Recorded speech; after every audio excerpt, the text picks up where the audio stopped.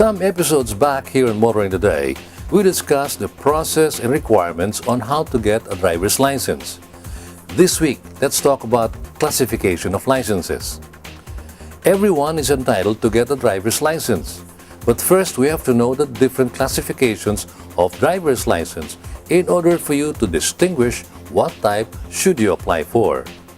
To explain this, here's the Land Transportation Office Law Enforcement Service Director, Francis Almora. For driver's license, there are only two classifications of license in the Philippines. Non-professional driver's license and professional driver's license. The restriction code goes from restriction code 1 to 8. So doon po nagbabari. Pero pagka-classification of license, dalawa lang. According to Director Almora, many are confused between the two classifications. We have to take note of the difference between a non-professional driver's license and a professional driver's license. Usually, the term non-professional and professional driver's license is equated to a skill. It's not. The term non-professional and professional driver's license, this category is actually based on the use of the license. If you will get a license for your personal use only, that you will drive your own car, you use it for your own, then the classification is non-professional. But if you use that license to earn a living, then just like other professionals, we call it you are a professional driver because you use your skills to earn a living. So you are a professional driver because you are using that skill to earn a living. But otherwise, it should not be equated to the skills.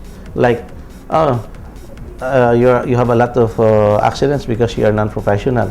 You are supposed to be a professional, then you should be like this. So these are two things that are different. It's not related to the skills. Aside from the two, there is also the student permit for those who want to learn how to drive. Yung student permit usually is granted to an applicant who is 17 years old, then must be physically well to drive, and then yun ang ano natin, no. The student permit may be granted to an applicant below 17 years old, provided that there is a parent's consent. So kailangan may parent's consent. And it's only the student permit has a validity of 1 year. Within 1 year, you must either apply for a non-professional driver's license. If the driver is a foreigner who has a license back in their respective country, Director Almora says that the LTO recognizes it for 90 days. We recognize the licenses, but for a period of time only, a maximum of 90 days usually, na in-honor natin yung license. After that, they better convert it into a Filipino driver's license. Now you know the different classification of driver's license. More valuable inputs and topics frequently asked by motorists here on Motoring Today's Motoring Forum, brought to you by Suzuki Philippines.